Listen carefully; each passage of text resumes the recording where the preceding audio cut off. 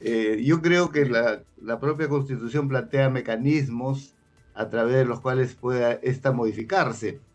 Y ahí está este debate si lo que se hace es una nueva Asamblea Constituyente o no. Yo creo que no va a pasar, ¿no?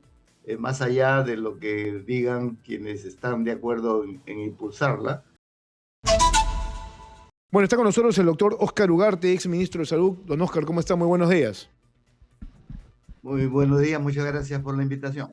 Bueno, ahora volvemos a este nuevo capítulo, ¿no es cierto?, político de reestructuración en el Congreso, relaciones con el Ejecutivo, y nuevamente surge este tema del cambio de Constitución, que creo yo es un tema que debería darse en algún momento, pero no sé si sea el momento. De primera, ¿qué opina usted?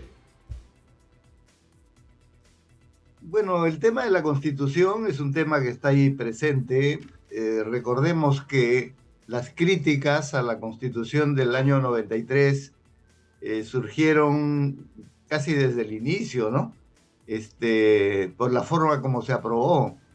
Y por eso mismo, algunos de los capítulos centrales ya se modificaron. Es el caso, por ejemplo, de la descentralización. Recordemos que una de las razones por las cuales el fujimorismo impulsó una nueva constitución fue eliminar el proceso de descentralización que empezó con la constitución del año 79. Y una de las primeras cosas que hizo el Congreso cuando se instauró el año 2001 el gobierno de Toledo, el Congreso en forma multipartidaria, no solo la izquierda, es decir, todos plantearon la modificación de la Constitución, incorporando en ella, en la Constitución del 93, todo el capítulo de descentralización que estaba en la Constitución del 79. Entonces, modificaciones se han hecho, hay otras que están haciendo y hay otras que nadie niega, el capítulo político, por ejemplo, pero sin duda está en debate esto del tema económico, ¿no? Yo creo que la propia Constitución plantea mecanismos a través de los cuales pueda esta modificarse. Y ahí está este debate si lo que se hace es una nueva Asamblea Constituyente o no. Yo creo que no va a pasar, ¿no? Más allá de lo que digan quienes están de acuerdo en impulsarla.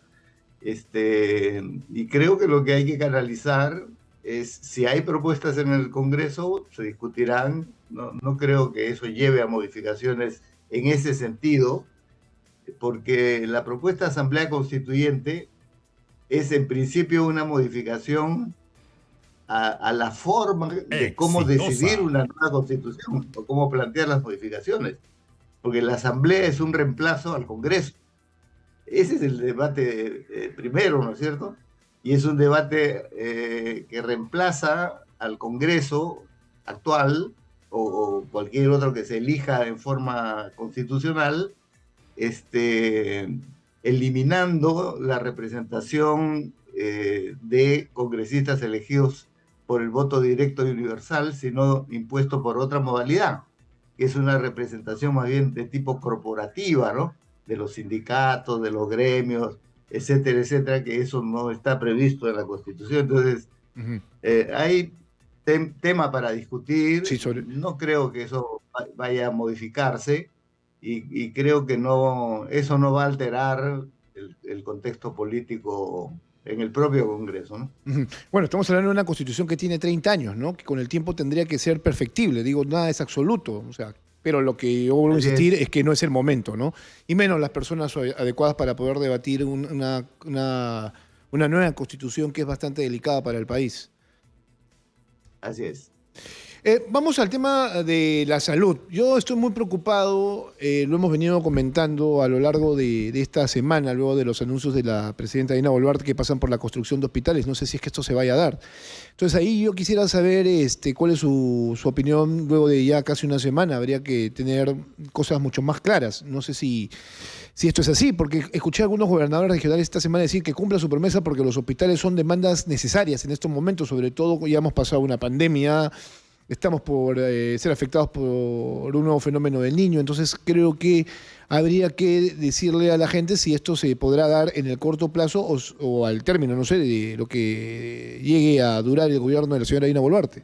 Exitosa. A ver, efectivamente, digamos, lo más notorio, aparentemente, o lo más comentado en los medios y también por representantes políticos como los gobernadores, es el tema que se mencionó de construcción de hospitales.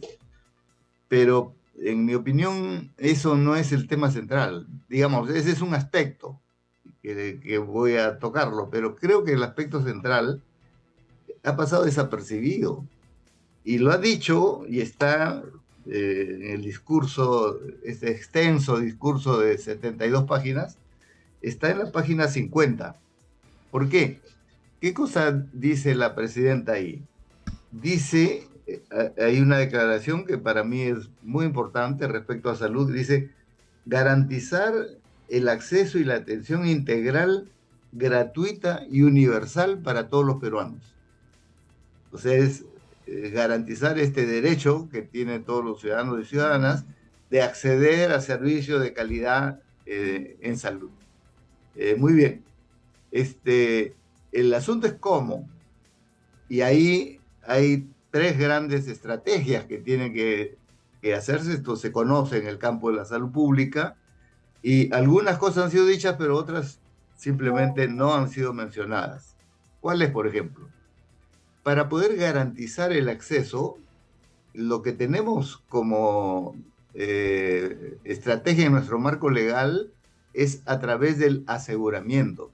Es decir, desde el año 2009 tenemos la ley de aseguramiento que garantiza que todos los peruanos y peruanas, e incluso los no peruanos que viven en el país y que están reconocidos en el país, tienen derecho a acceder a servicios de salud de calidad. Exitosa. ¿Okay?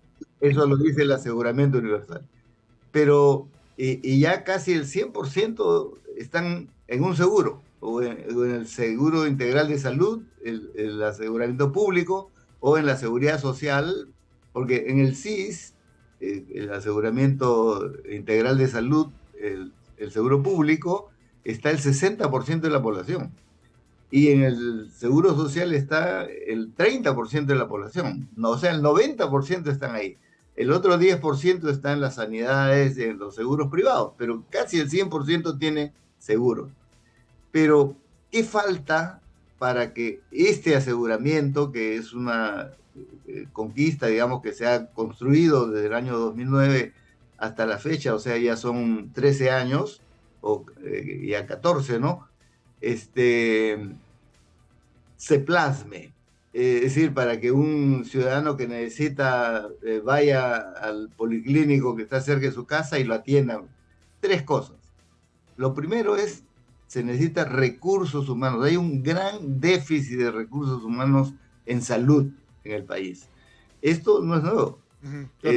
Se estima que hay más o menos 500.000 trabajadores, entre profesionales y técnicos, y todos los profesionales, ¿no? Médicos, enfermeras, psicólogos, etcétera, 500.000, pero nos falta más o menos el 30% adicional, es decir, nos falta 370, 180.000 trabajadores. Mientras no resolvamos eso, va a haber una demanda que supera la oferta y por lo tanto las citas se postergan, no se atiende la gente, hay largas colas para que sea atendido, peor si se necesita hospitalización o si necesita cirugía, lo que fuere.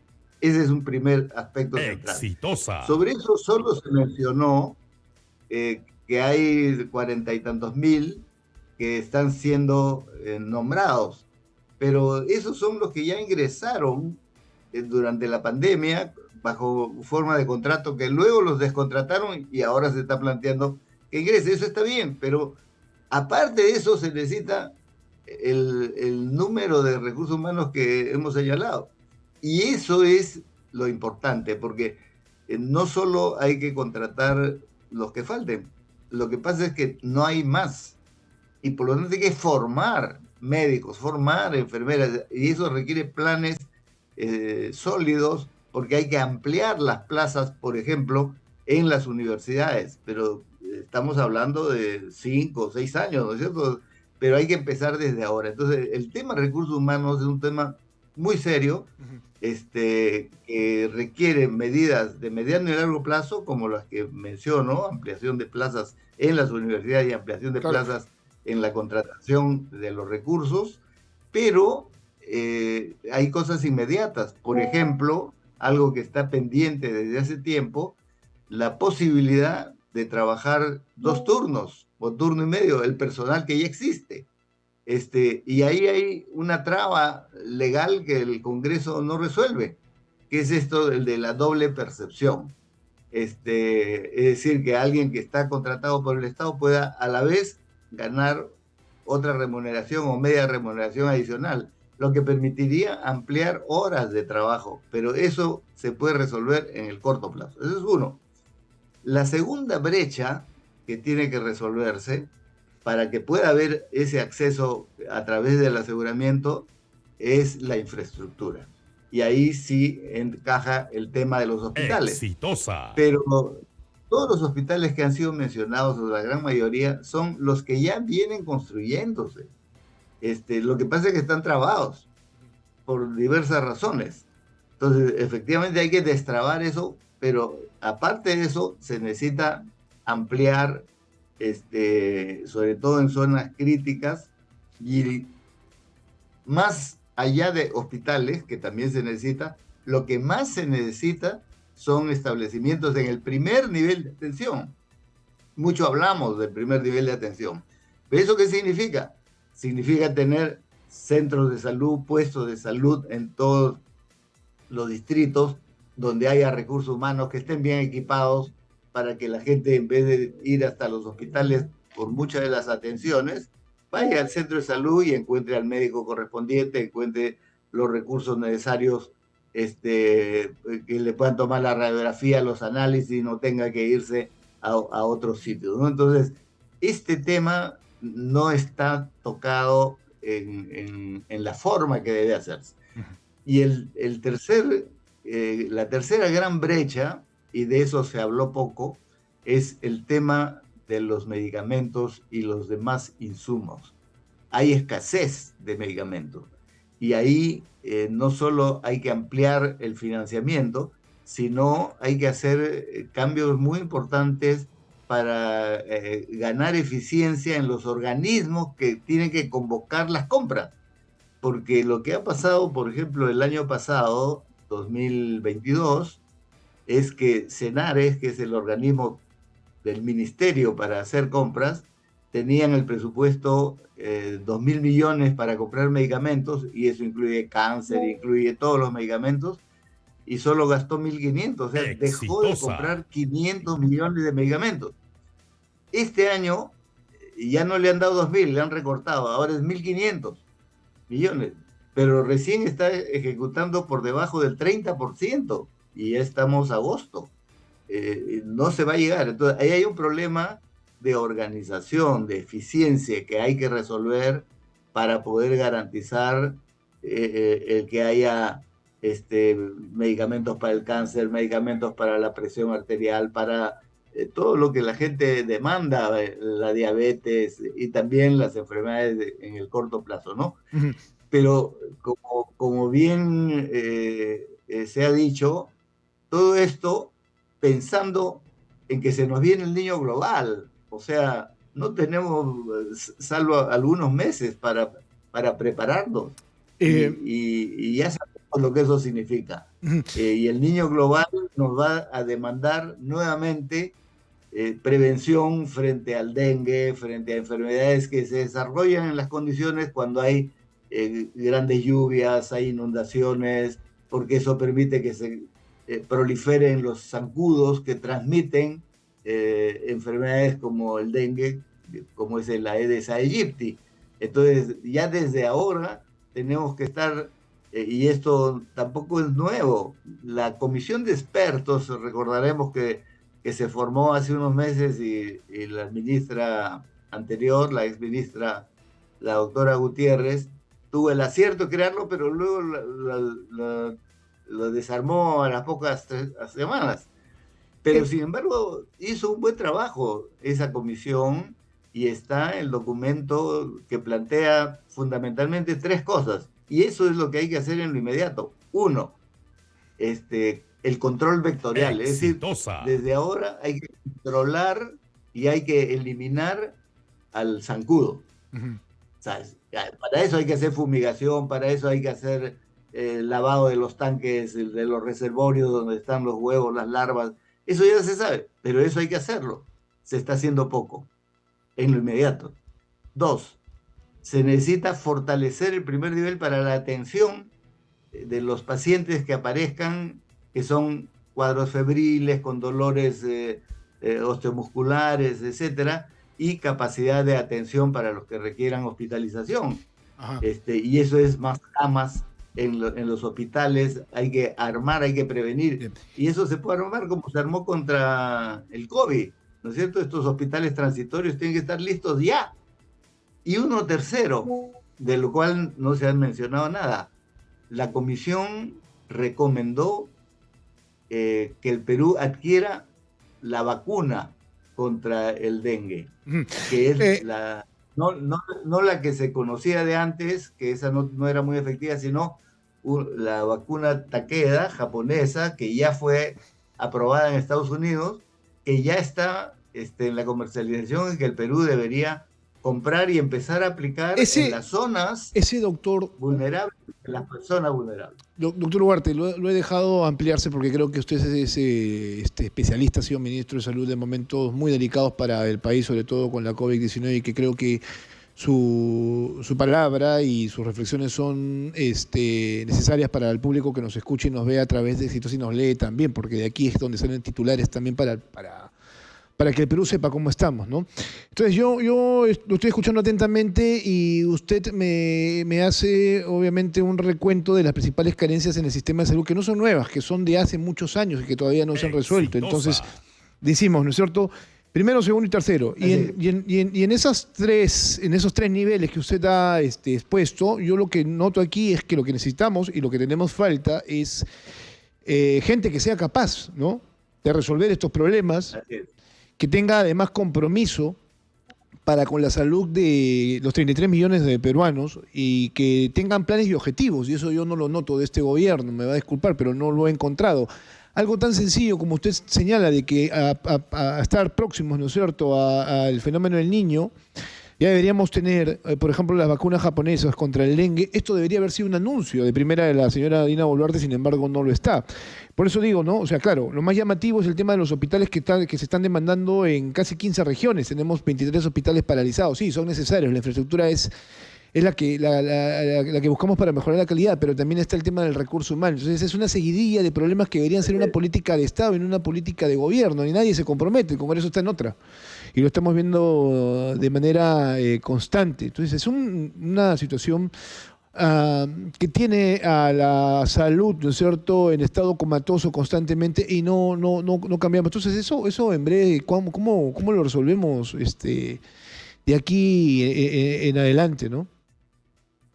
Ahora, yo confío que el señor ministro, el doctor Vázquez, este, que recién ha ingresado, ¿no es cierto?, hace un mes escasamente, sí está percibiendo estos problemas y sí está planteando acciones. Entonces, lo que deberíamos esperar, más allá del mensaje que tiene estos vacíos que he señalado, es la acción desde el Ministerio de Salud con relación al el niño global y el riesgo de la Exitosa. exacerbación nuevamente del dengue.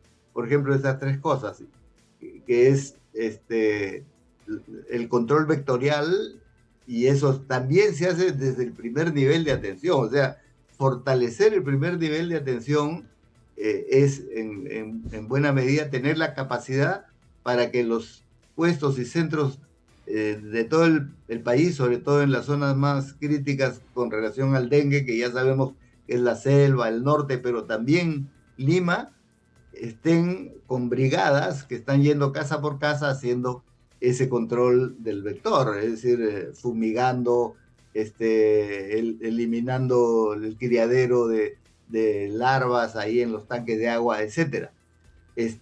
Pero necesitamos también las brigadas de vacunación. Esto sí ha sido mencionado. Y hay que ampliar la brigada de vacunación normal, ¿no?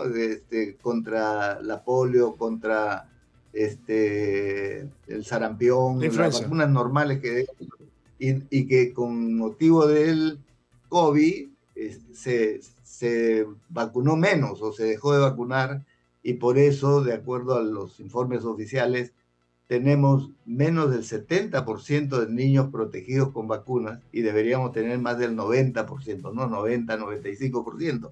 Entonces, estas son cosas que se pueden hacer en el corto plazo, así como lo que decíamos,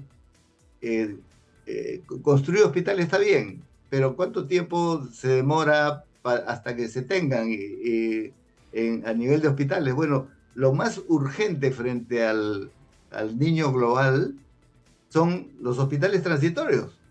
Y eso no se necesita, porque ya se construyeron y se desmontaron después del COVID. Y eso requiere semanas, nada más, 3, 4, 5, 6 semanas para montar hospitales transitorios, para tener las camas suficientes. Pero ahí igualito el tema es recurso humano, ¿no? ¿Qué hacemos con hospitales nuevos? Ojalá se tengan más adelante, o estos que se construyen en forma rápida, de inmediata, y son buenos, ¿no? No son carpas, ¿no? Son hospitales bien hechos, incluso con aire acondicionado, que tienen salas quirúrgicas, salas UCI. Claro. Y el tema recurso humano ahí es clave. Bien. ¿Cierto? En el corto plazo. Bien, doctor, se nos fue el tiempo. Muchas gracias por estar esta mañana con nosotros, doctor Ugarte. Fuerte abrazo. Muchas gracias a ustedes. Bien, gracias. Hasta pronto.